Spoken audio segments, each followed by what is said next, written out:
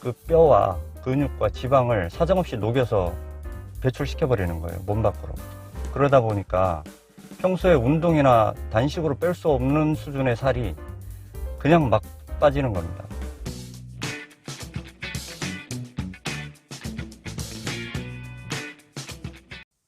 안녕하세요, 짠이생활 건강입니다. 오늘 말씀드릴 내용은 어떻게 하면 항암 치료를 덜 힘들게 할까, 그거거든요. 저 같은 경우도 폐암 치료받을 때 독성 항암 치료를 4번 받았습니다. 4번 받고 이제 3주마다 한 번씩 4번 받고 그 면역 항암으로 넘어갔는데, 저 같은 경우에는 별로 힘들지 않았어요, 항암 치료가. 그 요령을 오늘 말씀드리고, 그리고 꼭 주의해야 될 점이 있으니까는 그것도 이제 말씀드리는데, 그래서 영상을 중간에 끊지 마시고 주의사항을 꼭 나중에 들으셔야 됩니다. 저 같은 경우에는 얼마나 안 힘들었냐면은, 저는 이제 방사선하고 그 면역항암, 아니죠, 독성항암을 같이 했거든요, CCRT라고. 그래서 방사선을 23번 하고, 그 와중에 이제 항암 치료를 3일 주사 맞고 3주 뒤에 또 3일 주사 맞고 이런 식으로 했는데, 독성 항암을 2회차를 하고, 그때 이제 방사선이 끝나는 시점이었거든요. 그때 이제 머리가 다 빠진 상태에서 지금 이 차를, 제가 지금 타고 있는 이 차를 경기도에서 대전까지 제가 병원에 외출증 끊고 가서 직접 차주를 만나서 개인 거래로 사가지고 운전해 갖고 올 만큼 컨디션이 좋았습니다. 그 요령이 뭐냐, 이게 사실은 병원에서 의사들이 잘 얘기 안 해주는 그런 부분인데, 그런 것까지 포함해 가지고 제 지식과 경험을 바탕으로 제가 오늘 좀 말씀드릴 테니까 잘 들어보십시오. 제가 2주 전인가 그 커뮤니티 그 게시판에 질문을 드린 게 있죠. 항암을 하면은 왜 이런 증상들이 있냐, 왜 메스껍고 왜 살이 빠지며 왜 몸이 천근만근 무겁냐, 질문을 한번 드린 적이 있죠. 생각해 보시라고. 그 해답에 그 오늘의 답이 있습니다. 제가 드렸던 첫 번째 질문이 왜 몸이 이렇게 천근만근 무겁냐, 항암을 하면. 사람이 메가리가 없어지고 축 처지고 그러잖아요. 농촌에서 농약 뿌리는 시즌에 그 농부들이 농약을 막 살포하시고 난 다음에는 되게 힘들어 하시는 거 있죠.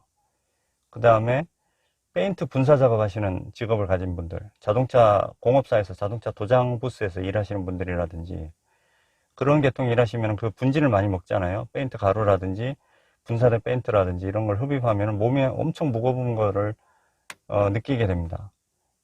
그 해당 업종에 종사하시는 분들은 조금 이해를 하실 거예요. 그 몸이 무겁다는 그 느낌에 대해서. 일단 세포독성 항암제는 거기에 이제 중금속 성분이나 합성 화학 물질이 포함이 되어 있잖아요. 그 성분들을 보면은 뭐 카드뮴, 그 다음에 뭐 수은, 비소, 그 다음에 백금 계열 항암제에는 그 백금도 들어가 있고, 그 다음에 규소라든지 납성분도 일부 있고, 이런 중금속들이 함유가 되어 있습니다. 그 이유는 이제 그게 비타민, 수용성 비타민처럼 몇 시간 만에 체내로 빠져나가 버리면 안 되기 때문에 체내에 최대한 저류시키려는 목적도 있죠. 왜냐하면 중금속은 한번 들어오면 잘 안 빠지거든요, 몸 밖으로. 그래서 항암제도 맞으면 그렇게 몸이 무겁게 되고, 그래서 그 중금속 성분이 몸을 한 바퀴 돌고 나서 몸 밖으로 빠지게 하기 위해서 수액을 많이 주죠. 그 막 1리터, 2리터를 계속 줍니다. 왜냐면은 그게 나가면서 몸에 데미지를 주지 않고 잘 씻어내기 위함인데, 그렇게 해서는 사실 잘 안 나가죠, 중금속은. 해수욕장, 샤워장 가면은 그 하수구 구멍 입구에 모래가 많이 쌓여 있잖아요. 그게 그 똑같은 원리예요. 모래가 물보다 무겁기 때문에 안 씻겨 내려가고 자꾸 그렇게 쌓이는 거거든요. 마찬가지로 중금속도 말 그대로 무거운 성질 때문에 몸에 어딘가 자꾸 쌓이게 됩니다. 몸에 어디에 쌓여 있는지는 뒤에서 이제 말씀을 드릴 거고, 하여튼 그런 이유 때문에 몸이 천근만근 무겁고 피로를 느낀다, 그 얘기입니다. 두 번째로, 아무것도 안 먹는데 항암제를 맞으면 속이 미식미식거리고 구토를 하고 그러는 증상 있잖아요. 그 이유에 대해서 말씀드리면, 일단 크게 두 가지로 볼 수 있는데, 첫 번째는 신경독소 증상, 그 다음에 두 번째는 자연적인 방어력, 그 두 가지입니다. 그 신경독소 증상은 항암제를 맞으면 우리 몸의 신경계가 일단은 제일 민감하게 반응하거든요. 독사에 물리면은 독의 양은 한두 방울 소량인데, 사람이 죽는 이유가 신경계가 마비돼서 죽는 거거든요. 그래서 그런 신경독 증상이 있는데, 그러다 보니까는 그 가장 억압을 받는 신경계가 소화기관에 관련된 가장 기초적인 그 신경계. 그래서 거기가 민감해져 가지고 위장 운동이나 이런 것이 막 이제 너무 과민하게 반응하면서 그런 증상이 나타나는 게 있고, 또 두 번째로 이제 우리가 상한 음식을 먹으면 배탈이 나잖아요. 배가 아프고 구토를 하게 되고 장염에 걸리고 이런 거가 결국은 우리 몸에 독이 들어왔을 때 자연적으로 빼내려는 그런 자연스러운 반응이거든요. 그렇다시피 아무것도 안 먹었지만 항암제가 몸에 들어오면은 우리 몸은 독소가 흡입됐다고 느끼는 거예요.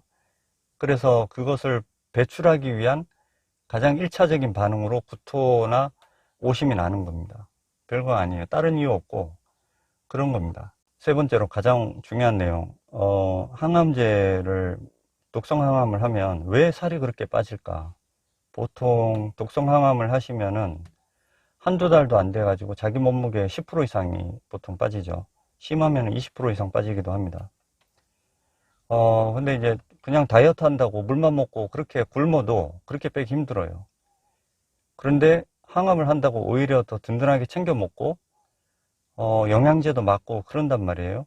그런데도 살이 그렇게 쫙쫙 빠지는데, 그 이유는 항암제에 아까 처음에 말씀드렸던 그런 성분들이 몸 안에서 독소작용을 하고 쌓이게 됩니다. 어디에 쌓이냐면은 주로 뼈, 지방, 근육 이런 데 쌓이게 돼요. 왜냐하면은 중금속은 미네랄과 결합하는 성질이 있거든요. 이거 중요한 키포인트입니다. 미네랄과 결합하기 때문에 우리 몸에 미네랄이 가장 많은 부분이 지방, 뼈, 근육 이런 데예요. 그러니까는 한 바퀴 돌고 자기 역할을 한 중금속이 계속 누적되는 겁니다. 그런 곳에. 그런데 우리 몸은 독소를 빼려는 작용을 한다고 했잖아요. 그 미네랄과 결합된 중금속을 빼려면은 그 뼈와 근육과 지방을 사정없이 녹여서 배출시켜 버리는 거예요. 몸 밖으로. 그러다 보니까 평소에 운동이나 단식으로 뺄 수 없는 수준의 살이 그냥 막 빠지는 겁니다. 이해되시나요? 그래서 항암을 하시게 되면은 우리 몸의 어떤 건강한 신체 반응으로 독소를 빼려는 그 반응 때문에 대량의 미네랄 손실이 일어나게 됩니다.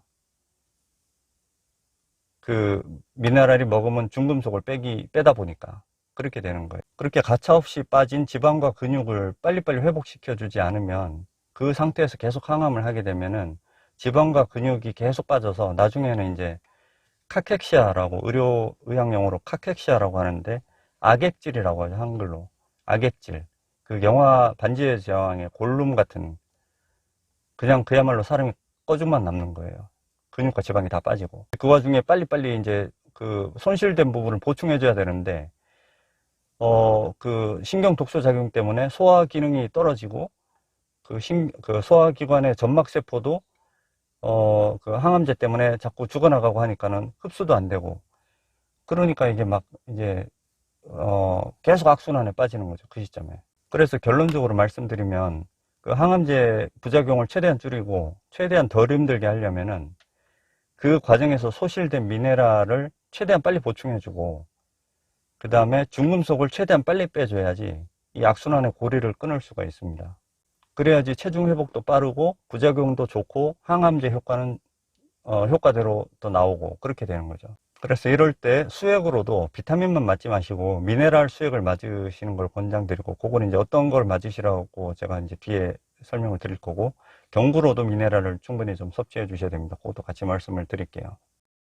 혹시 이제 단순한 생각에 그렇게 하면은 중금속을 빨리빨리 빼버리면 항암 효과가 떨어지는 거 아니냐, 그렇게 생각하시는 분 계실 수 있는데, 항암제가 일단 몸을 돌면서 암을 포함해서 우리 몸에 이제 1차적인 영향을 끼치고 나면은 이게 배출되는 과정에서 몸에 쌓여 있는 겁니다. 쌓이게 되는 겁니다. 근육이나 지방에. 그러니까는 항암 효과는 이미 발휘됐고, 그 다음에 이게 빠져야 될 게 안 빠지는 거를 뺀다는 얘기니까 항암 효과가 떨어진다는 그런 걱정은 안 하셔도 되고, 정작 항암 효과를 떨어뜨리는 거는 따로 있습니다. 그것도 뒤에 말씀을 드릴게요. 자, 그러면 미네랄을 보충해 줘야 되는데 어떤 방식이 있냐? 이제 수액으로 맞는 게 있고 경구로 먹는 게 있고 두 가지 방법인데 둘 다 중요합니다. 수액으로 맞는 거는 우리나라에 이제 제품이 몇 가지가 있는데, 지금 떠오르는 거는 GC 녹십자에서 만든 멀티5라는, GC 멀티5라는 수액이 있어요. 주사제. 그거가 이제 5가지의 미네랄 성분, 필수 미네랄을 포함한 수액이고, 그 다음에 또 한 가지는, 대웅제약이라는 회사의 그 자회사에 있어요. 한올 바이오파마라고 하는 데서 만든 아다멜 N이라는 수액이 있거든요. 그거는 GC보다는 성분이 조금 더 많아가지고 9가지 정도의 미네랄을 포함한 겁니다. 그래서 제 개인적으로는 종류가 더 많은 아다멜 N을 좀 추천드립니다. 그거는 이제 항암할 때 힘들잖아요. 그럼 의사 선생님한테 나 수액 좀 비타민 좀 놔주세요 할 때 그냥 비타민 B, C만 맞지 마시고 요런 거를 좀 놔달라고 하시면 될 것 같아요. 그리고 경구로 먹는 거는 그 독일 PM사의 리스토레이트라는 미네랄 주스 있거든요. 제가 지금 먹는 거 있잖아요. 저녁에 먹는 거. 그거를 강력히 추천드립니다. 수액은 병원에 입원하실 때만 맞을 수가 있는데 집에서는 맞을 수가 없으니까 이 PM 주스 같은 경우에는 항암하실 때도 계속 드시고 집에 퇴원하셔서도 그냥 한 2, 3년 드신다고 생각하세요. 그렇게 꾸준히 드셔줘야지 이제 향후에 컨디션 관리나 재발 억제에 효과가 있다고 생각을 합니다. 저도 지금 먹은 지 한 3년 됐죠. 2019년 3월 달부터 먹었으니까 3년이 넘었습니다. 그리고 앞으로도 계속 먹을 생각인데 되게 중요한 거니까 꼭 보충을 하시고 회복에 도움이 되시면 좋겠죠. 참고로 그 리스토레이트는 네트워크 회사 제품이죠. 아메이나 애터미 같은 그 네트워크 회사 제품이기 때문에 이 회사 홈페이지에서 온라인으로 회원가입하셔서 주문하시거나 그 쇼핑몰이 있거든요. 거기서 주문하시거나 아니면 직접 저 같은 그렇게 회원가입하신 주변에 사람이 있으면은 나한테 한 달분 주셔 이래가지고 사서 드시면 됩니다. 그렇게 하시면 되고 저는 이제 회원가입을 추천드리죠. 왜냐하면 장기적으로 볼 땐 그게 더 싸니까. 그렇게 하고 이거 인터넷 쇼핑몰 같은 데 많이 돌아다닙니다. 그 검색하면은. 근데 그런 거 절대 사드시지 마세요. 이게 이제 이건 나중에 제가 따로 영상을 만들어 드릴 건데 그런 데서 파는 것들은 산패된 제품을 재유통시키는 경우가 많거든요. 근데 그거는 저같이 회원들이 오래 먹어온 회원들도 봐도 눈으로 구분이 안 될 정도로 깜짝같기 때문에 그런 거 사드시지 마시고 차라리 그럴 거면은 주변에 회원이 없으시면 저한테 연락을 해주세요. 그러면 제가 제 거를 택배로 보내드리면 되니까요. 제 구독자들은 저한테 사드시는 걸로 그렇게 하시고 절대 인터넷에서 구매해서 드시지 마십시오. 다 이유가 있습니다. 그렇게 말씀드리는. 그리고 그 PM 주스 같은 경우에는 이 리스토레이트 뿐만이 아니고 3종으로 돼 있어요. 기초 3종이라는 게 있는데 이왕이면 그 3개를 같이 드시는 거를 추천드리죠. 이 3개 다 각각의 특징이 있는 거고 이렇게 3개로 나누는 이유가 또 있거든요. 그것도 제가 나중에 영상을 좀 하나 만들어서 말씀을 드릴게요. 마지막으로 이 미네랄을 보충하실 때 주의해야 될 점 말씀드리고 그 다음에 항암할 때 항암 효과를 떨어뜨리는 거 하지 말아야 될 거 그거 말씀드리면 미네랄은 그 성분이 다들 들어보신 아이언, 마그네슘, 칼슘 이런 이온들이잖아요. 그런 것들은 신장에 부담을 줄 수가 있기 때문에 정상인은 괜찮지만 신부전이 있거나 신기능이 떨어지신 분은 주의해서 드셔야 됩니다. 그래서 의사한테 미네랄 제품을 먹어도 되는지 확인하고 드셔야 되고요. 그런 분들은.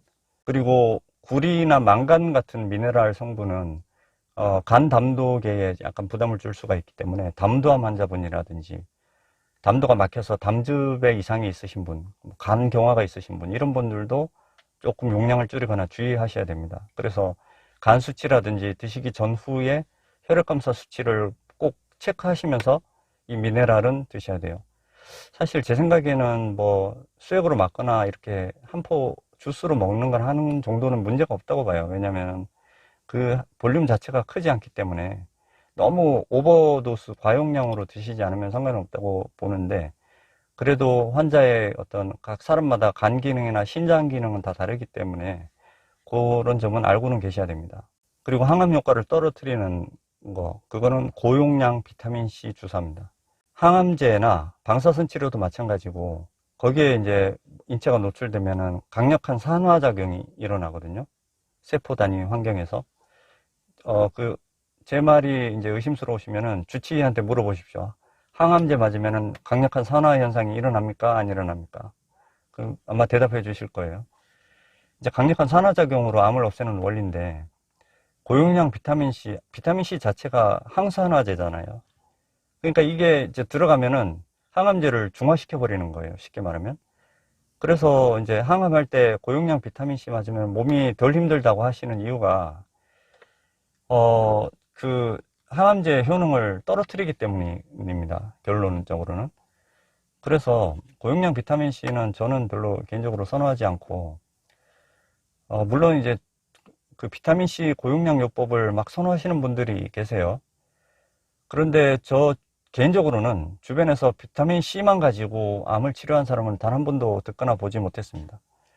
보면은 나았다 그래서 보면은 이제 항암제 같이 하고 있고 다른 치료 같이 하셔서 나은 거는 계셨어도 몰라요. 그 케이스가 제가 모르는 케이스가 있을 수도 있겠지만 이제 결국은 확률 문제거든요. 암 치료는.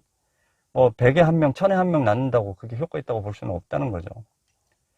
그래서 꼭 굳이 이제 고용량 비타민C를 맞아야 되겠다 하시는 분은 독성 항암제를 맞고 한 2, 3주 뒤에 또 2차를 맞을 때 그 며칠 전에 맞으세요. 그러니까 항암제를 맞고 2, 3일 안에 바로 맞아버리시면 항암제 효과가 떨어져 버리니까 중금속만 쌓여 있고, 그러니까 그렇게 맞지 마시고 한 2, 3일은 좀 버티고 미네랄로 버티시다가 한 일주일 지나고 그 다음 항암이 다가올 때쯤에 이제 고용량 비타민C를 하시라는 거죠. 굳이 하시려면.